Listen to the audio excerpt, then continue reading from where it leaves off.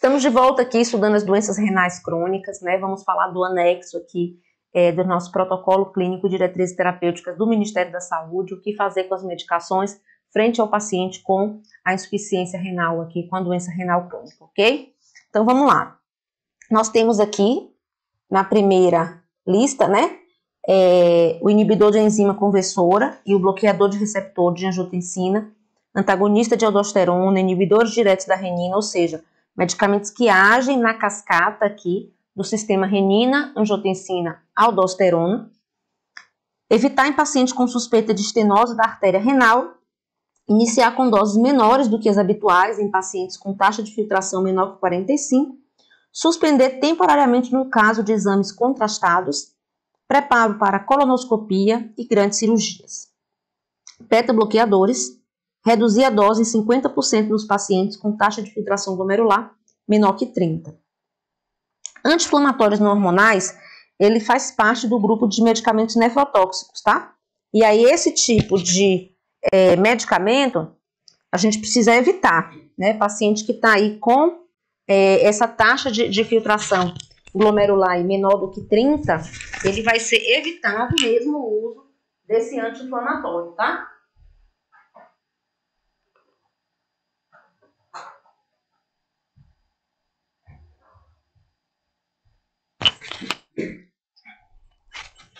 Terapia prolongada não é recomendada em paciente com taxa de filtração menor que 60 e não deve ser usada em paciente utilizando lítio. Evitar em paciente usando inibidor da enzima e bloqueadores dos receptores de angiotensina. Lembrando que inibidor de ECA a gente lembra do captopril e enalapril, bloqueador dos receptores a gente lembra do losartano. Opioide, reduzir a dose se taxa de filtração menor que 60 e uso com cautela se taxa de filtração glomerular menor que 15. Macrolídeos, fluorquinolona e tetraciclinas, ou seja, no grupo aqui desses antibióticos, reduzir a dose. Antifúngico, evitar anfotericina e reduzir dose de manutenção de fluconazol. Sulfonilureia, que é aqui a glibenclamida, glicazida, né, que são medicamentos aí antidiabéticos, hipoglicemiantes. Evitar a glibenclamida se taxa de filtração menor que 30 e reduzir a dose 50% da glicazida se taxa de filtração glomerular menor que 30.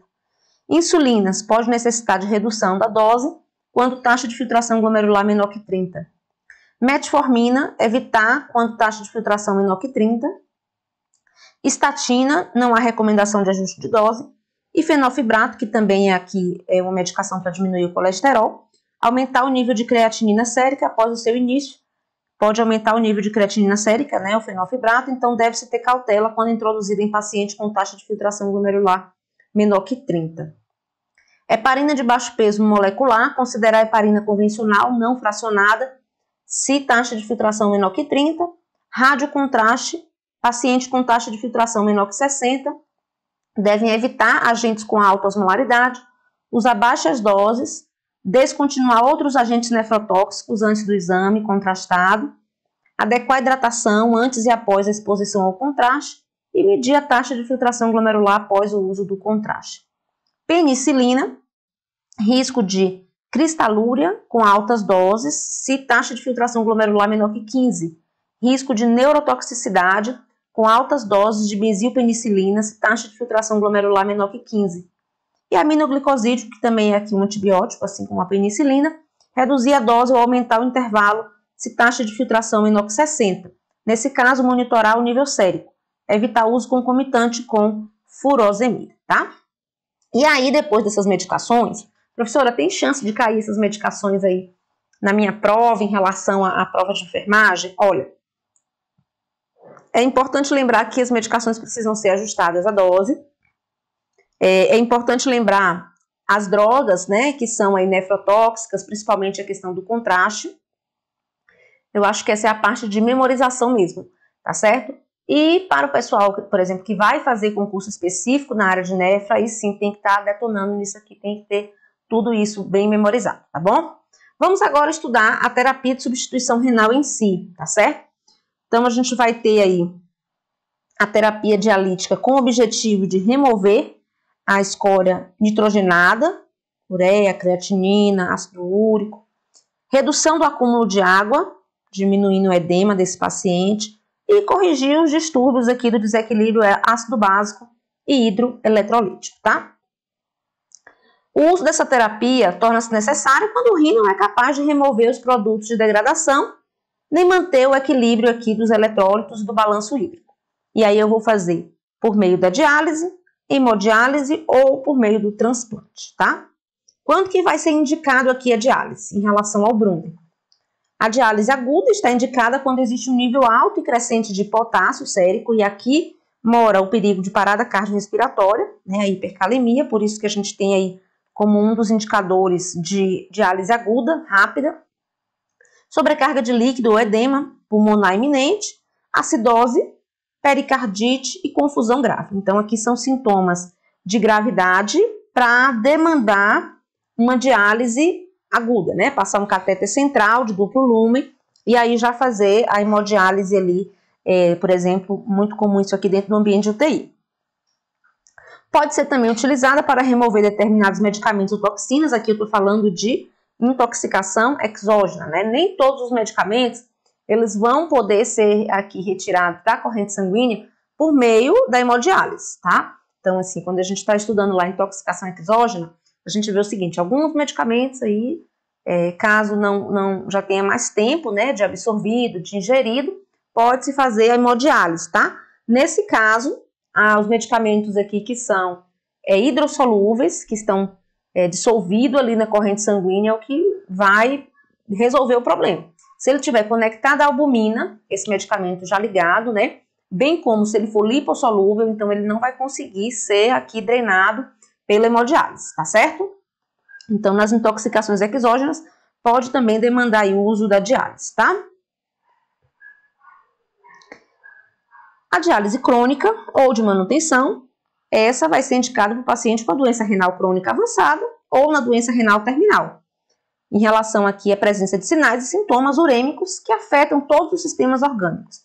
Então, com a ureia alta, lembra que a gente falou que tem náuseas, vômitos, anorexia, letargia, confusão mental, hiperpotassemia, sobrecarga de líquido que não responde a diurético e a restrição hídrica de bem-estar. Então, esses pacientes aqui, com essa sintomatologia com doença renal, vai ter aí o cuidado de estar sempre fazendo a terapia de substituição escolhida. O atrito pericárdico constitui uma indicação urgente para diálise nos pacientes com insuficiência renal, né? Então, isso aqui pode ser uma questão de prova, né? Inclusive, caiu a pericardite numa questão da prova de uma residência aqui do HUB, né? Então, é importante a gente ficar atento a isso. A questão do transplante renal, a gente pode aqui ter o paciente com indicação do transplante renal, tanto de doador vivo, consanguíneo ou sem ser da família, né? Ou doador morto, tá certo? E nesse caso aqui, a gente já vai ter o paciente encaminhado para colocar o nome no transplante na fase 5 aí não dialítica, para poder entrar na lista, né? Para poder trocar o rim e tentar melhorar a qualidade de vida, tá? Então, os pacientes que se submetem a transplante renal de doadores vivos, antes que a diálise seja iniciada, geralmente apresentam uma sobrevida mais longa do que o rim transplantado, do que o paciente que recebe transplante após o início do tratamento com diálise. Os pacientes com doença renal crônica devem ser encaminhados para os serviços especializados em transplante desde o estágio 5ND. Então, antes de começar a diálise, eles já vão ser encaminhados para a lista de transplante, tá? Isso aqui pode parecer uma coisa assim, sem importância para você, mas isso caiu na prova do CESP. Ele dizendo que ia encaminhar o paciente para lista de transplante somente quando ele começou a fazer a diálise, e é antes dele fazer a diálise, tá? Então, se foi uma pegadinha, a gente vai fazer essa questão lá no bloco de questões, então fica atenta a isso, tá? Duas modalidades de transplantes de rim podem ser consideradas de acordo com o tipo de doador, em transplante com doador vivo ou doador falecido. Pode-se considerar o transplante preemptivo, que é aquele realizado antes do paciente iniciar a terapia de substituição renal, e a indicação de transplante deve seguir as orientações da portaria 2600/2009, ou a que venha a substituir. Essa questão aqui da OCP perguntou assim: o transplante renal é considerado tratamento de maior aceitação pelos pacientes e equipe médica. Com relação aos doadores, quais são os tipos? Doador vivo, relacionado e cadáver. Eu tenho o vivo relacionado, ou seja, parente e não relacionado, e o cadáver. Doador vivo relacionado e não relacionado, está faltando o cadáver. Apenas doador cadáver, doador vivo relacionado, vivo não relacionado e cadáver. Então aqui entra a categoria, né, as 3 categorias de doadores do rim, tá? Letra D, portanto, o gabarito. Vamos agora começar a falar, né, da hemodiálise em si e da diálise peritoneal, né, as suas modalidades, como que funciona. No caso da hemodiálise, uma das coisas que mais aparecem em prova é com relação a cuidado com a fístula, o que fazer com esse braço, como cuidar, como observar o frêmito, não pegar peso, não funcionar acesso, não ver pressão nesse braço, né? Todos os cuidados aqui em relação à fístula é uma das coisas que mais aparecem em prova, frente a isso aqui, tá certo? E com relação à técnica, tipos, essas coisas assim, ela pode cair, a gente vai fazer questões que cobram isso também, mas é uma menor intensidade do que simplesmente essa questão do cuidado com a fístula e também o fato das diferenças, né, da hemodiálise, da diálise peritoneal, qual é a vantagem de cada uma. Então, a gente vai fazer um apanhado geral aqui das informações do Brunner com relação a isso pra gente, tá certo? Então, a hemodiálise evita a morte, porém não cura a doença renal, né, o que vai trazer aí a melhoria é o transplante, né?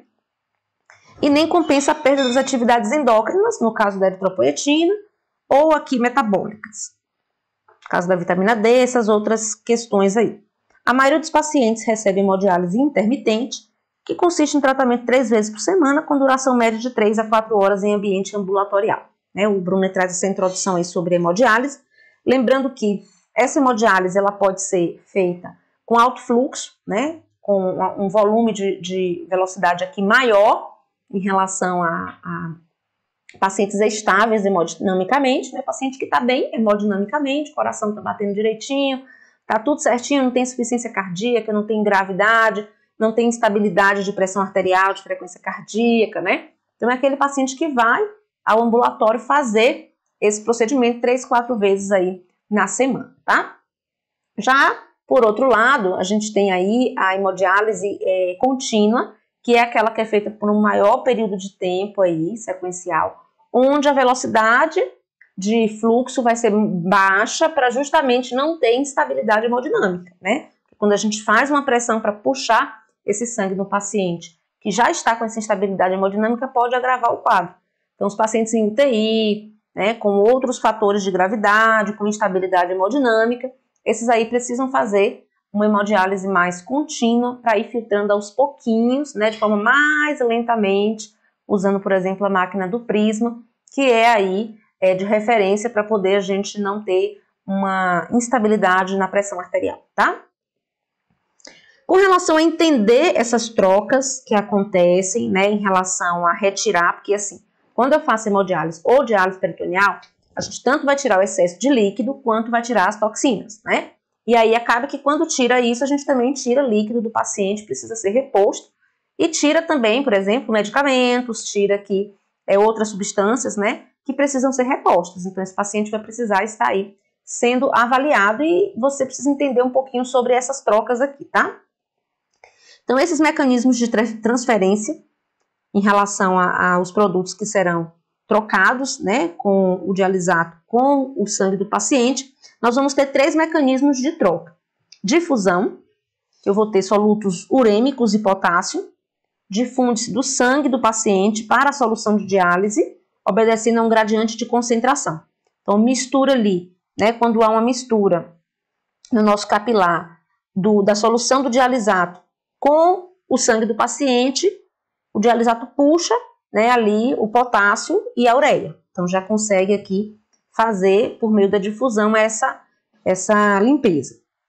A ultrafiltração é uma pressão hidrostática maior no compartimento do sangue e menor no compartimento do dialisato.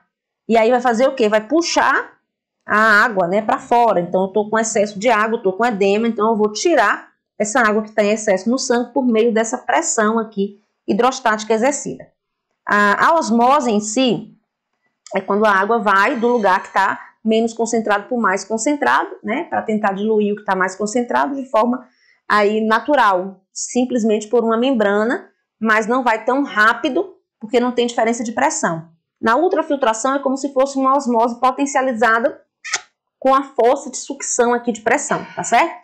Então, ultrafiltração tem uma pressão hidrostática maior no compartimento do sangue e menor no compartimento do dialisato, que favorece, então, essa passagem do líquido do sangue para o dialisato, permitindo, então, a retirada de volume do paciente. E a convecção é essa diferença de pressão entre o compartimento do sangue e o dialisato, favorecendo a saída de líquidos do sangue, arrastando consigo solutos de baixo peso molecular. Então, vai o líquido e, por convecção, vai aquilo que está agregado ao líquido. Então, arrasta aqui solutos e, junto com essa água que está indo aí por essa ultrafiltração, levando junto aí alguns solutos, tá? Então, só aqui uma foto mostrando essa questão da difusão, né, da passagem das moléculas aí menores, tá? Como, por exemplo, a gente viu aí o potássio, a ureia, né, sendo, então, transportada por essa membrana entre o sangue e o dialisato, tá? E aqui uma membrana filtrante, permitindo, então, essa passagem, tá? A hemodiálise tem o objetivo de extrair as substâncias nitrogenadas tóxicas do sangue e remover o excesso de água também. Um dialisador, chamado de rim artificial, é ele que vai fazer ali essa filtração, serve como uma membrana semipermeável sintética, substituindo os glomérulos e os túbulos renais com filtro para os rins, aqui comprometido. Na hemodiálise, o sangue carregado de toxinas e produtos de degradação nitrogenados é desviado do paciente para uma máquina, o dialisador, onde as toxinas vão ser filtradas, removidas e o sangue volta para o paciente já todo bonitinho, né? Então, a hemodiálise vai se basear em vários mecanismos de transporte, né? A difusão, tirando potássio, ureia, osmose, tirando água e ultrafiltração, tirando uma água, agora com um pouco mais de intensidade, porque usa a pressão. Então, as toxinas e os produtos de degradação no sangue são removidos por difusão, desloca-se de uma área de maior concentração no sangue para a área de menor concentração, que é o dialisato. O Bruno aqui está explicando a difusão, inclusive a gente já tinha visto aqui há pouco, né?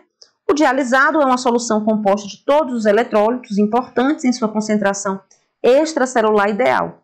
E o nível de eletrólito no sangue do paciente pode ser controlado por meio de um ajuste apropriado nesse banho de dialisado. A membrana semipermeável impede a difusão de moléculas grandes, como eritrócitos e proteínas, né, para não sair.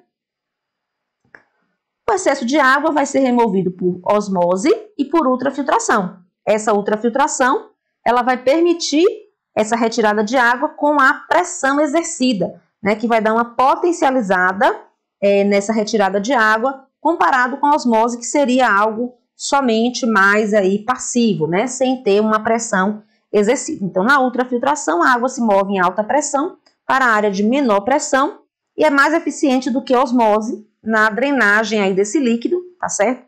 E aí vai ser mantido isso por meio de uma pressão negativa ou uma força de sucção. Como pacientes com doença renal são habitualmente incapazes de excretar água, essa força é necessária para conseguir remover o líquido a fim de obter um balanço hídrico aí satisfatório, né? Tirando ali aquele excesso. Outra coisa que a hemodiálise vai fazer é o controle do sistema tampão. O sistema tampão é aquele que é utilizado para manter o pH do nosso corpo normal, né? De 7,35 a 7,45, tá? Então, aqui a gente vai incluir, né, o bicarbonato para poder fazer esse ajuste aí, evitando a acidose metabólica, que é uma tendência do paciente com insuficiência renal. Como esse sangue vai passar por uma máquina, né, para evitar coagulação, vai usar também a heparina para impedir a coagulação nesse sistema. E aí o sangue já todo filtrado, todo já organizado, volta para o paciente já com reposto aí o sistema tampão de bicarbonato, o equilíbrio hidroeletrolítico, né, e já retirado os produtos da degradação, ureia, creatinina, por exemplo.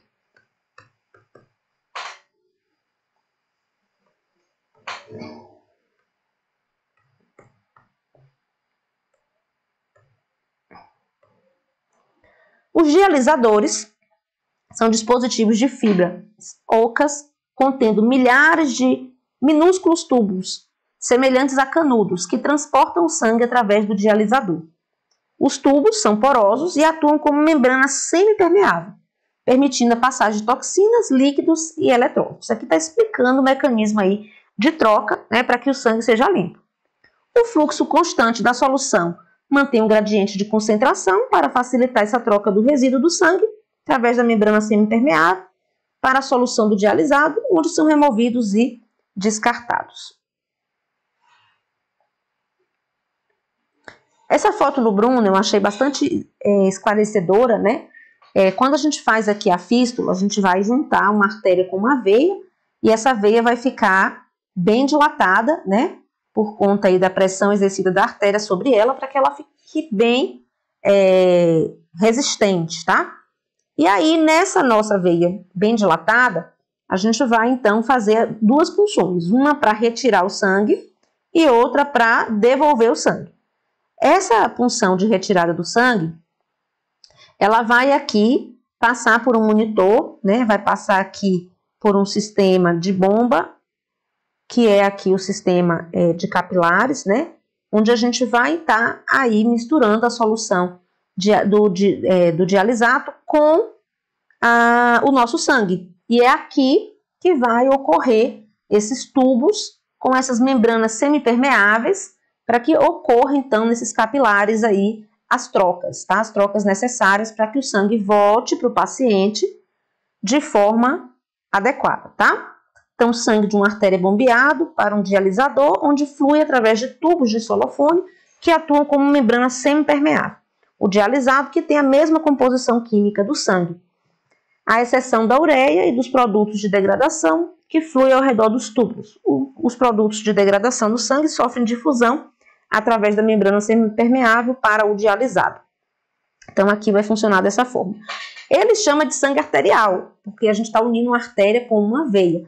Mas é a veia que fica dilatada, né? E ali vai ocorrer as duas funções para que uma retire e a outra que devolva ali aquele nosso sangue já filtrado, tá?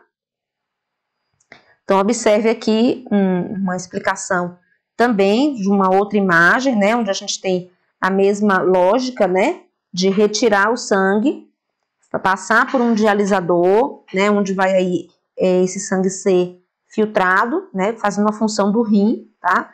E devolver esse sangue aqui ao paciente, tá? Aqui ele coloca no meio do sistema a questão da necessidade de heparinizar, para poder não coagular o sangue, né? O paciente vai estar em uso aí de heparina, né? A questão aí de vários cuidados que tem que ter em relação a esse nosso paciente, tá?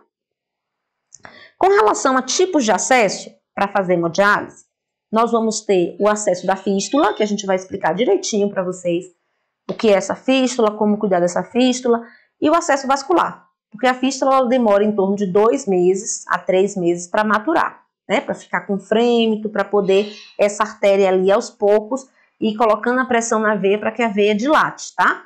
E aqui, antes disso, se for escolhido a hemodiálise, a gente pode usar o catéter vascular, tá? Catéter de Schilling aí, por exemplo, onde eu tenho um vermelho, onde o sangue vai ser aqui puxado, né? Como se fosse o catéter arterial, a via arterial, e a veia venosa, como se fosse aqui o azul, que é onde eu vou devolver ali o sistema do sangue para o paciente, tá? Então, aqui, o acesso vascular do paciente deve ser estabelecido para possibilitar a remoção, a limpeza e o retorno de sangue em velocidade de 300 a 800 ml por minuto, inserção de um catéter de grande calibre, duplo lumen e sem bainha na veia subclávia, jugular ou femoral aqui pelo médico, tá? A questão aí de medidas de prevenção de infecção, eles não recomendam, né, o acesso de hemodiálise na manual da Anvisa pelo acesso aí femoral, tá? O adaptador vermelho é acoplado a uma linha sanguínea através da qual o sangue é bombeado do paciente para o dialisador. Depois que o sangue atravessa o dialisador, que é o rim artificial, retorna ao paciente por meio do adaptador azul. Isso pode cair em prova. A fístula, né? É o método preferido, que a gente chama assim padrão ouro, né? O cateter, ele aumenta a chance de infecção. A gente está com um corpo estranho aqui, exteriorizado, né? E a fístula não. A fístula é mais interna, vai ficar com acesso ali exteriorizado só quando tiver funcionado. Então, ela é o método aí padrão para hemodiálise, tá certo? E ela pode ser feita direto, artéria com veia, ou entre a artéria e a veia colocar um material sintético ou até biológico, né, que a gente chama de uma prótese, tá? Então, o método preferido do acesso é a fístula arteriovenosa, que é criada diante de uma cirurgia para anastomosar, que é unir uma artéria e uma veia. Pode ser lateral ou término lateral. E aí é só a questão de como unir, né? De forma, por exemplo, aqui lateral com lateral, tá? O segmento arterial da fístula é empregado para o fluxo arterial, para o dialisador, e o segmento venoso para a reinfusão do sangue dialisado. Esse acesso necessita de tempo, em média de 2 a 3 meses, para amadurecer, antes que possa aí ser utilizado, né? E aí vai ocorrer uma dilatação dessa veia e vai subir um pouquinho em relação à pele. Nem sempre é desse nível aí da foto, né? Essa foto ficou legal para a gente mostrar bem, mas normalmente ela sobe um pouquinho mais, alguns centímetros aqui da pele, né? Por conta da dilatação dessa veia. E a gente também, para ver se ela está funcionando, bota a mão em cima e vai sentir o turbilhonamento entre o encontro aí do sangue arterial com o sangue venoso. E é ali que vai gerar esse frêmitozinho para a gente ver se está funcionando a fístula, tá? O enxerto arteriovenoso é justamente aqui a união da artéria e da veia por meio de uma prótese, por meio de um implante aqui para conectar uma coisa com a outra, não fazendo de forma direta, tá? Conforme está aqui na imagem, tá? Então, pode-se criar subcutaneamente um enxerto arteriovenoso, interpondo-se um material de enxerto ou biológico. Esse material aqui pode ser de material biológico, semibiológico ou até sintético, entre a artéria e a veia. Os pacientes com comprometimento do sistema vascular, devido ao diabetes, irão necessitar de um enxerto, visto que seus vasos não são apropriados para criar essa fístula aqui entre a artéria e a veia diretamente, tá? Então, eu posso ter um catéter duplo lume, quando é de forma mais aguda, né, a hemodiálise, de forma mais imediata, né, de grande calibre, sem bainha, veia subclávia, jugular ou femoral, mas a gente sabe que pela Anvisa, né, a femoral aí para a hemodiálise não é uma boa recomendação. Tem a questão da heparinização, né, para evitar a coagulação do sangue. E esse catéter, ele tem os riscos de formar hematoma no local, principalmente se for funcionado na vigência da uremia, do aumento da ureia, porque a gente vai estar com a coagulação de sangue prejudicada, então o paciente tende a formar um hematoma pericatéter, né, perilocal ali de punção, tá, pela dificuldade de coagulação sanguínea, pela uremia. Pode gerar um pneumotórax, sim, por conta, né, daqui da punção na subclávia. Infecção, qualquer infecção relacionada a catéter aí no sentido, né, trombose e fluxo inadequado. A fístula, preferido, anastomose aqui uma artéria e uma veia, 2 a 3 meses para ser utilizado, aqui só a comparação do catéter, né, que nesse caso está na jugular, com a fístula aqui conectada. Essa foto mostra pra gente como que funciona a questão do enxerto. Então, a artéria está aqui, a veia está aqui, e para ligar uma a outra a gente colocou enxerto. E a gente deu o exemplo para vocês, né, desse enxerto no caso de paciente com doença arterial periférica, né, pacientes com diabetes, por exemplo, tá? A indicação é quando os vasos não são apropriados para criar uma fístula. E aí, esses dois próximos slides, que vai falar sobre os cuidados com a fístula, são aqueles que eu considero dentro da terapia de substituição renal para as provas gerais de enfermagem, que é mais importante, que mais cai em prova, tá? Quais são os cuidados de enfermagem com essa fístula? Preservar o braço não dominante, evitando coleta de sangue e verificação da pressão arterial nesse braço. Realizar exercícios de compressão manual, como, por exemplo, apertar uma almofadinha, né? Abrir e fechar a mão contra o objeto macio após a realização da fístula para o melhor desenvolvimento. Evitar o uso de roupa, relógio ou pulseira apertada nesse braço, bem como deitar nesse braço aqui, né, sobre esse braço, evitar isso. E também não carregar peso com o braço aqui da fístula. Verificar diariamente o funcionamento da fístula, sentindo aqui o frêmito. Procurar imediatamente a equipe de nefro, se observar a normalidade com a fístula. Proteger a fístula de traumatismos.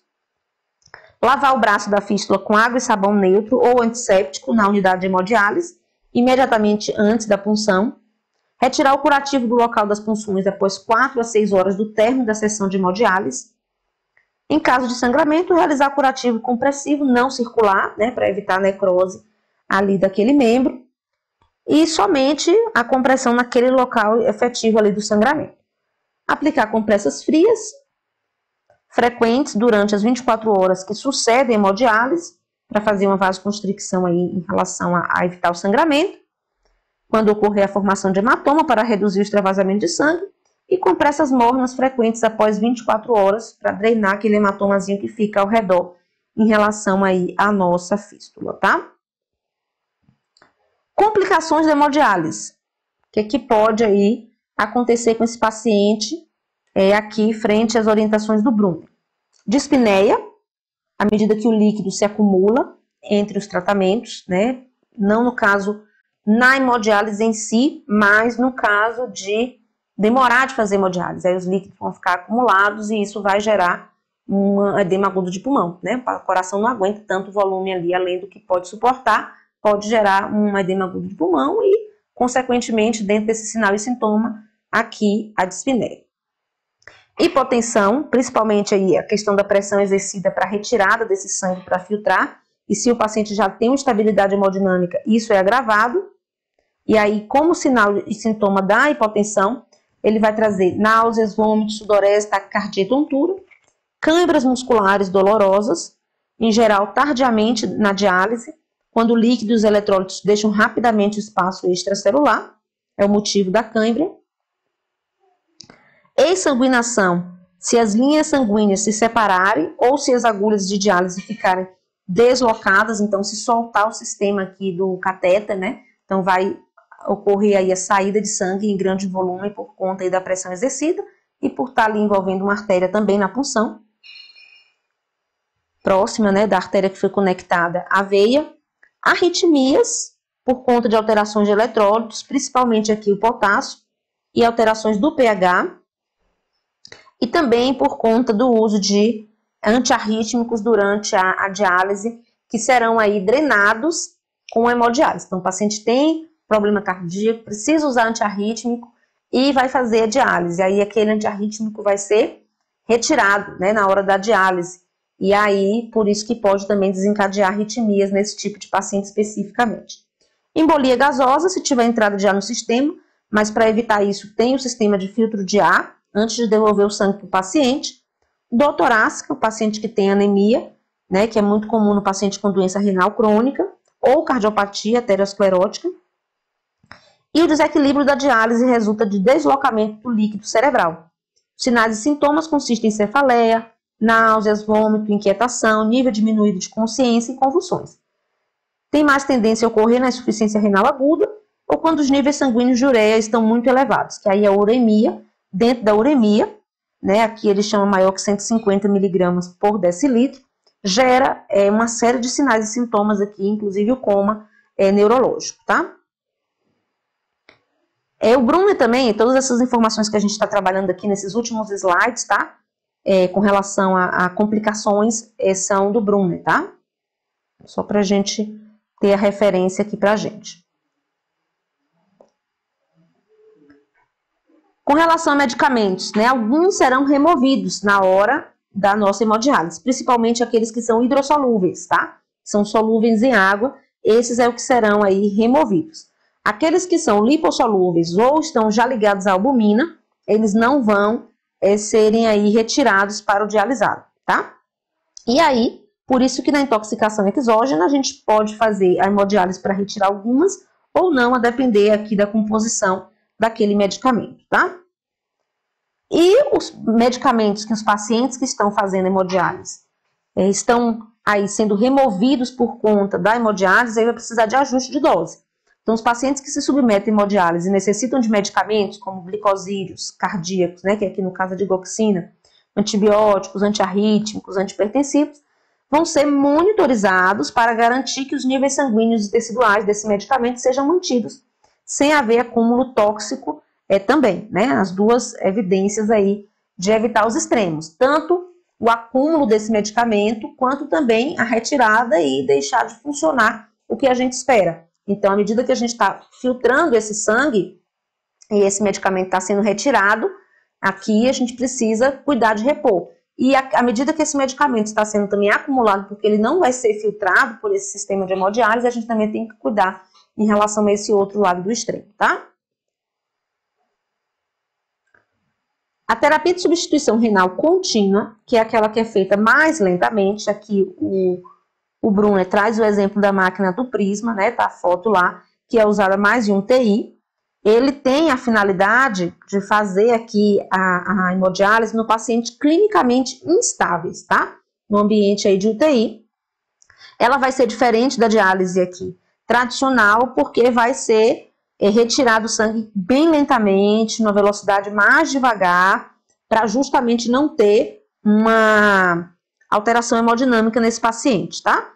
Então, aqui, para a realização de diálise tradicional, a diferença é isso, né?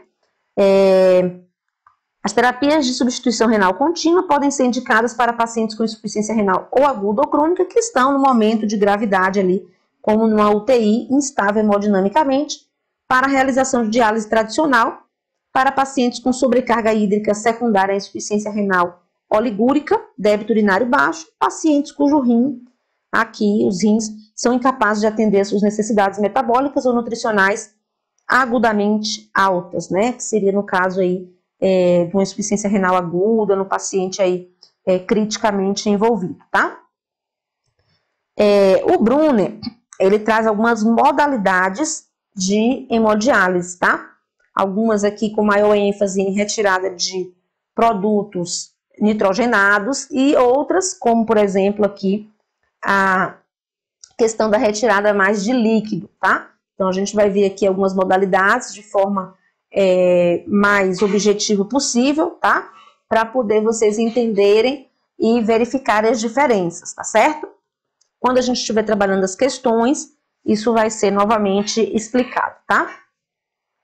Então, eu tenho aqui a hemofiltração venovenosa contínua, que é utilizado para o tratamento da insuficiência renal aguda, e o sangue de um catéter venoso, de duplo lumen, né? Então aqui no catéter mesmo, é bombeado através de um hemofiltro e em seguida devolvido ao paciente através do mesmo catéter. Então aqui não envolve a punção arterial da fístula, né? Aqui envolve só venovenosa, que é ali na própria veia que está tirando o sangue, vai ser a mesma que vai ser devolvido, né, por meio desse catéter de duplo lumen, né, em lumen diferente, aquele que tem o vermelhinho, que puxa o sangue, e aquele azulzinho, que é a via ali que devolve o sangue depois de ter passado pelo dialisado. Então, um sangue de um catéter venoso de dupla luz, né, o duplo lumen, é bombeado através de um hemofiltro e em seguida devolvido ao paciente através do mesmo catéter. A hemofiltração venovenosa contínua possibilita a remoção lenta e contínua do líquido por meio da ultrafiltração e, por conseguinte, os efeitos hemodinâmicos são leves e mais bem tolerados pelos pacientes com condições instáveis, né? Então, em relação a essa metodologia, veia com veia, né, na mesma veia ali, onde tira, está devolvendo, em um lumen diferente do catéter, e está tirando de forma lenta, por isso que o nome aí contínua, né, para poder não ter a instabilidade hemodinâmica, tá? E é aquela questão mais voltada para a insuficiência renal aguda, né, porque é aquela que não dá tempo de fazer a fístula aí associada com uma terapia de substituição renal no paciente crônico. A hemodiálise venovenosa contínua utiliza um gradiente de concentração para facilitar a remoção de toxinas urêmicas e do líquido, né? Então, quando eu falo hemofiltração, estou aqui filtrando o sangue, puxando o líquido, né? E aí o termo que a gente usa é ultrafiltração para remoção desse líquido, tá? Quando a gente usa o termo hemodiálise venovenosa contínua, aqui, além de tirar o líquido, a gente também vai facilitar a remoção de toxinas urêmicas, tá? Vindo junto aí com o líquido. Tem um termo que usa hemodiafiltração, E aí, nesse termo, ele tem aqui uma relação com elevado volume de solução produzida com água ultra pura, são infundidos e simultaneamente filtrados no espaço vascular do paciente, resultando em uma melhor remoção de toxinas do que na hemodiálise convencional. E esse procedimento é mais eficiente, pois exerce uma pressão maior para arrastar essas substâncias tóxicas e o excesso de água para fora do sangue. Então, são aqui tipos, né, do que está tirando, como está tirando, na velocidade que está tirando essas toxinas, esses líquidos, né, essas nossas definições aqui, tá bom? Com relação a ser intermitente ou contínuo, a gente tem alguns exemplos, né, de metodologias que vão ser feitas intermitente, então faz aqui, por exemplo, 3 vezes por semana, numa quantidade menor de horas, né, e mais vezes, né, na semana.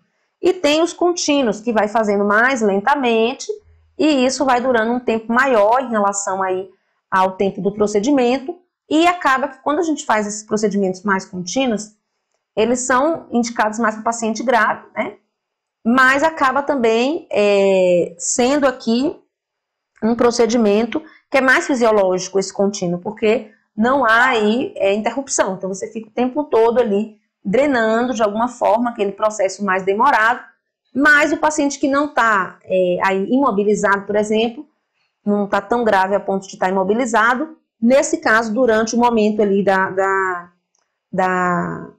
do método dialítico contínuo, ele vai prolongar essa imobilização, tá? Então, essa tabelinha, ele traz alguns exemplos de métodos dialíticos intermitentes, outros contínuos, e aqui, no contexto do contínuo, a vantagem é ser mais fisiológico, ter maior tolerância, porque as velocidades aí vão ser mais lentas, né, de filtração, e as desvantagens, o paciente vai demorar mais tempo no processo e há um risco de coagulação do sistema. No intermitente, então, eu tenho, no caso, tanto a diálise quanto a hemodiálise, né, que podem aí ser divididas em intermitente e contínuo. Diálise peritoneal, tanto a intermitente quanto a contínua.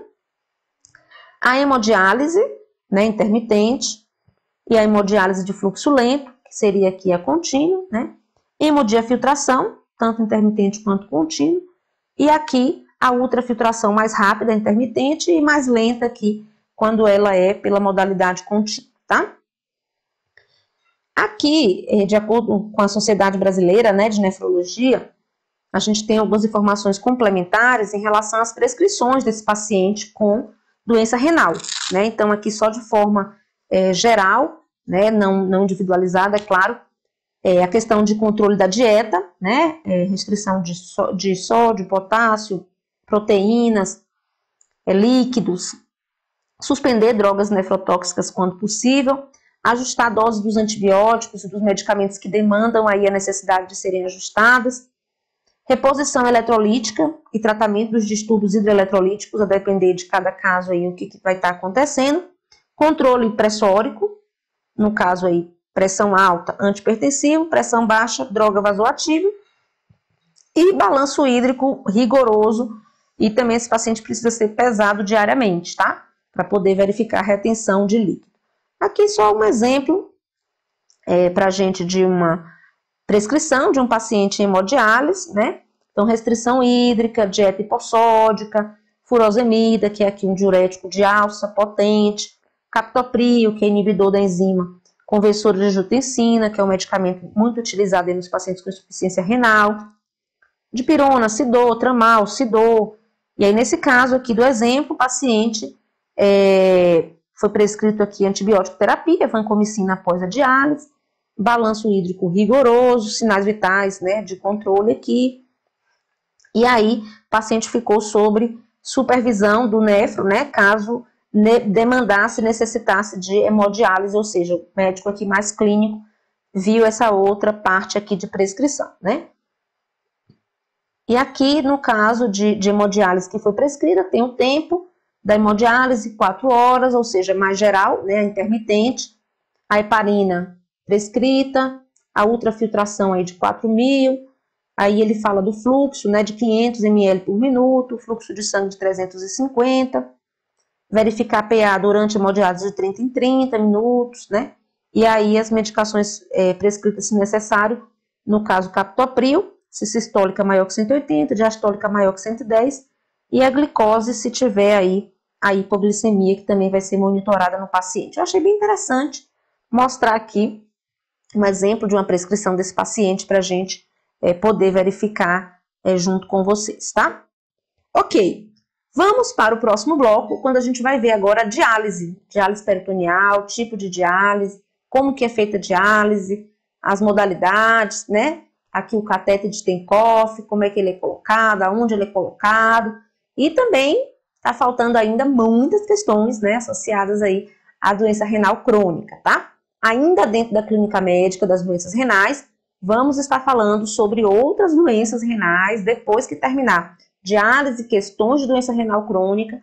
A gente vai falar de outras doenças, né, policísticas, aqui a questão da síndrome nefrótica, síndrome nefrítica, glomerulonefrite. Então essas doenças também serão trabalhadas com a gente, tá bom? Então o modo turbo tá como aí ativado? Vamos nessa!